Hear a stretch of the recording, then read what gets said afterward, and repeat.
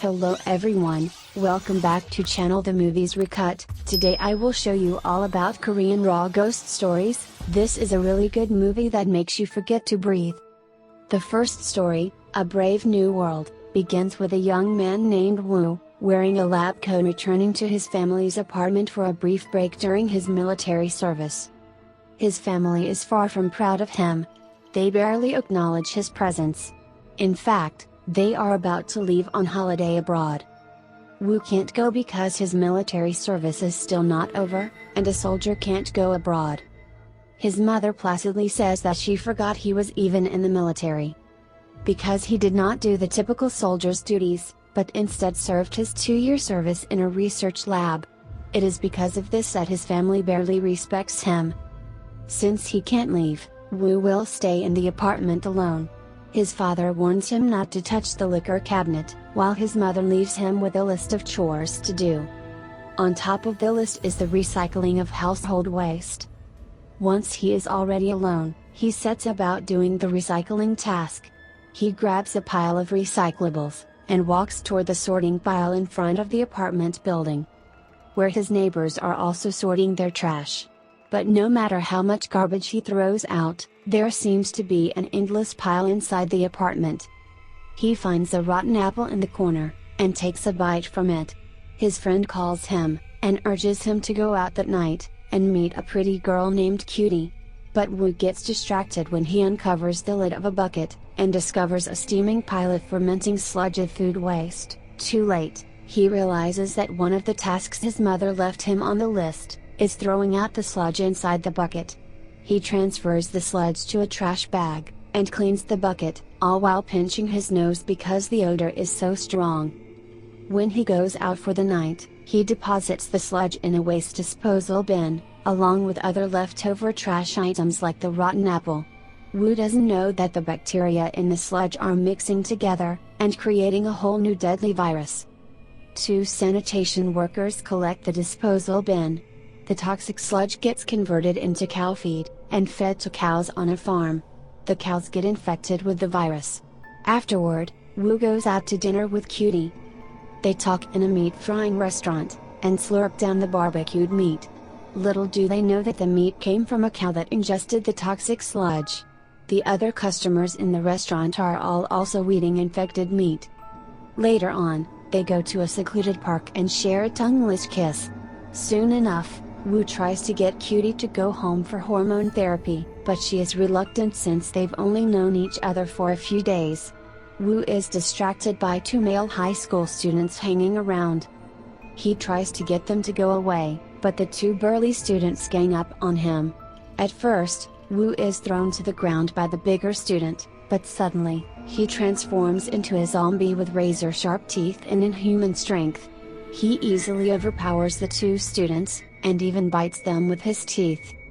Cutie films his transformation and his attack on the 2 students.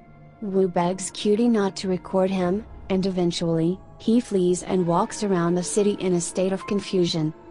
The 2 male students start getting sick as well, and they approach a young couple kissing on a bench. Cutie gets on a bus, and starts exhibiting symptoms of the strange sickness. She disembarks from the bus, and vomits on the side of the road. Woo is still roaming around the streets. He stumbles inside a club, and blends in with the dancing throng. Meanwhile, Cutie checks the photo she took of Woo on her phone. She sees his bloody mouth, and recalls that they had kissed before his transformation. She realizes that whatever sickness Woo has, he must have infected her with it too. Woo gets into another brawl right on the dance floor. Several other clubgoers get involved, and they are all exposed to the virus that Woo has. Woo flees the club and gets in a taxi, while the infected clubbers' skin turns clammy and their eyes turn white.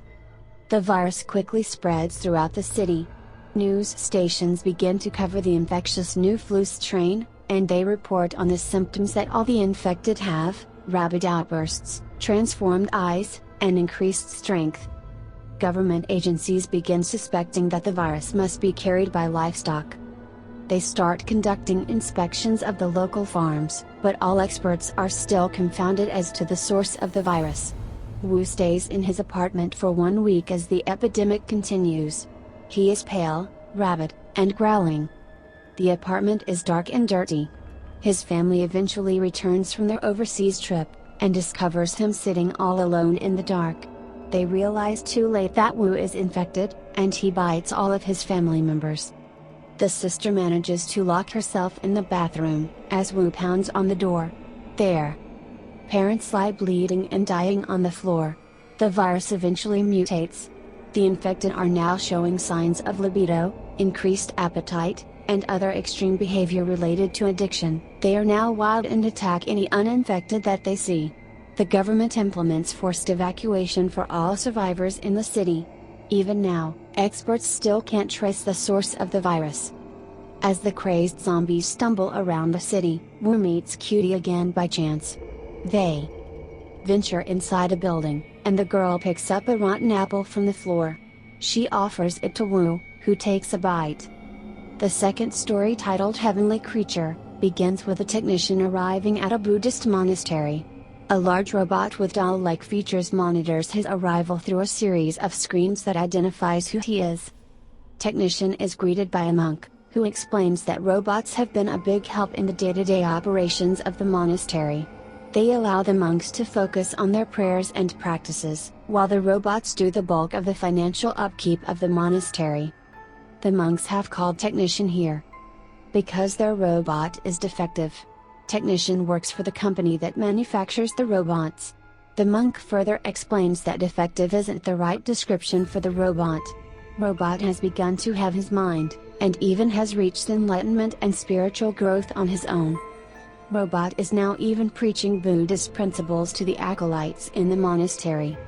The monk leads Technician to a chamber, where Robot is holding a meditation session with the other monks.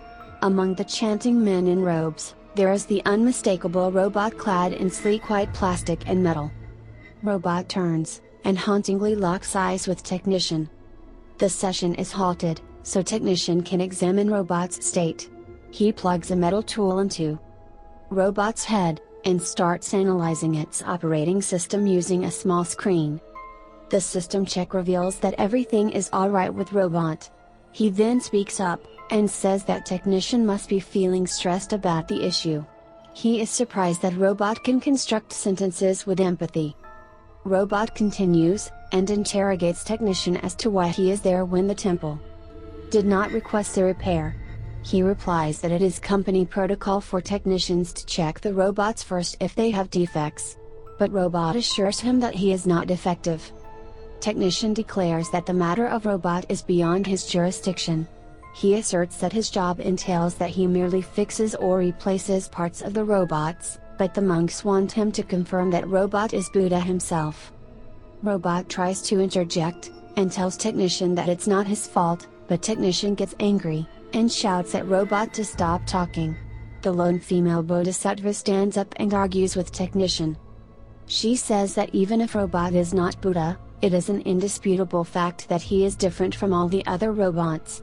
Technician declares that all he sees is a defective robot, and then walks away from the monastery. Sometime later, Technician is woken up in his apartment, by the loud knocks of a red-haired woman. She begs him to fix her robot dog. He refuses, and tells her to bring her pet to the proper pet center. But the woman is hysterical, and claims that the pet center is already closed, and she needs her pet dog to be with her. Ashamed by the scene she's causing, Technician takes her inside his apartment, and reluctantly replaces the dog's biochip. But he tells her that he doesn't have the exact chip needed, so the dog will only be working for a few hours. In addition, he also directs her to a place where she can buy the proper biochip. Technician's boss calls him to pressure him into making a judgment regarding whether or not Robot is defective. Technician answers that he can't make a final decision yet.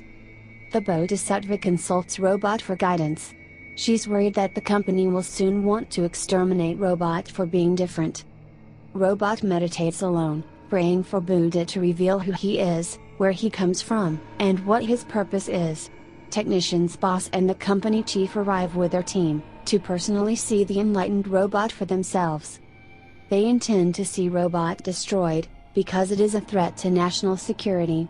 The Bodhisattva speaks up, and accuses the company of trying to oppress society. She believes that they are threatened by robots' intelligence, and what he could mean to the future of society. The head monk also gives his own opinion via hologram call. He declares that robot has no right to preach about Buddhism, and that he is merely a distraction and must be destroyed as soon as possible. The boss orders the guards with him to open fire at robot, but technician steps up, and pleads for another chance to look at robot. He physically puts himself in between robot and the guns, but the guards just shove him out of the way. Robot steps forward, and his two arms suddenly shoot out, and knock down two of the guards. One remaining guard remains, and Robot calmly tells everyone to stop the violence. He then launches into a speech, where he announces that he knows he has mastered the teachings of Buddha, and he is without compulsion, greed, and desire. Unlike short-sighted humans who are caught up in the desire for power, he has already reached enlightenment. Robot then says that he will now depart this world, and ascend to the plane where the enlightened are. He turns toward the Buddha statue, and carefully kneels in a prayer position. The other acolytes behind him are enraptured, and start praying as well. Technician slowly approaches Robot, and uncovers his protective casing. He sees for himself as the biochip that powers Robot turn off. It turns out, Robot had willfully and intentionally disconnected all his circuits, because he has now reached nirvana, the final stage of enlightenment for Buddhists. Later on, while throwing out his trash, Technician sees the same robot dog that the red-haired woman begged him to fix. He takes the dog with him back to his apartment. He unlocks the dog's inner parts, and sees that it needs repair. Suddenly, Technician slices his arm. But no blood rushes out of the wound. Instead, he takes a pair of tweezers and carefully uncovers the skin. What is revealed to be underneath is all metal and wiring, indicating that Technician is not human, but a cyborg after all. The story ends with Technician pulling out a biochip from his arm, and placing it inside the dog so the dog will be fixed. This means that Robot is not the most advanced in existence, but Technician is. He is equal parts human and robot, and he is perfectly capable of awareness, empathy, and compassion. The third story, titled Happy Birthday, begins with a young girl named Min, panicking because she has broken her father's 8-ball. She was playing with the 8-ball on the street, and it started rolling downhill until it fell down a mysterious hole. Minute is hiding in her uncle's room, browsing on his computer for a replacement 8-ball. She finds the exact kind online and orders it. 2 years later, a huge asteroid is about to collide with Earth in 12 days. The situation is dire, and people have started evacuating underground in hopes of surviving. Min's family also evacuates to an underground shelter. They hurriedly grab all their things, and transfer them to the dark shelter. Min is watching TV on the couch, and she screams when she sees that the news is reporting that the huge asteroid hurtling toward the planet is not an asteroid at all, but a giant 8-ball. Furthermore, the 8-ball has a series of letters and numbers, inscribed on the side composed of her birthday. Min is horrified because the replacement 8-ball she had ordered online, had that exact series of letters and numbers. She confesses to her parents that she had lost her father's 8-ball, and then she found a weird website online. Min now believes that the website was run by aliens, and inexplicably, she had ordered the giant 8-ball that will now cause the planet's destruction. Her parents think she is having a breakdown and dismisses her story. Minute steps outside the shelter for fresh air for the last time. However, her uncle believes her. He also believes in aliens, so he is open to the possibility of an otherworldly explanation for the incoming apocalypse. The uncle tells the parents that on the same day Min ordered the 8-ball, he had also seen a UFO that day. He continues by explaining Stephen King's black hole theory, and adds that the father's 8-ball must have fallen through a black hole that day, and was taken by aliens. He also checks the computer Min used, and confirms that there is one strange website address there. While standing outside the shelter, Min sees a large cylindrical shadow descending on the city. She immediately hurries back inside the shelter. The uncle comes up with the idea of trying to find the strange website again, and canceling the order of the 8-ball. Meanwhile, her parents are on elliptical machines, trying to power the entire underground shelter with generated electricity. The uncle manages to find the website again, and they press a button to momentarily stop the 8-ball. But 2 buttons appear on screen, and they press the wrong one, causing the 8-ball to approach Earth much faster.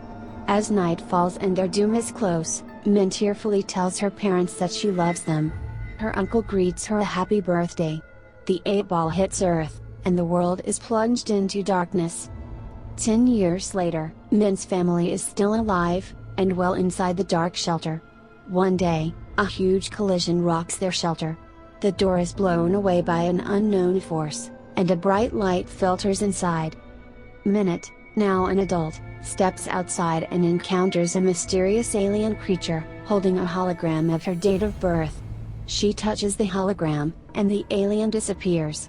When morning comes, Min and her family step out of the shelter for the first time in a decade. They see that Earth is fertile and livable once again. The movie ends with the family rejoicing in their new beginning. Thanks for watching from the Movies Recut.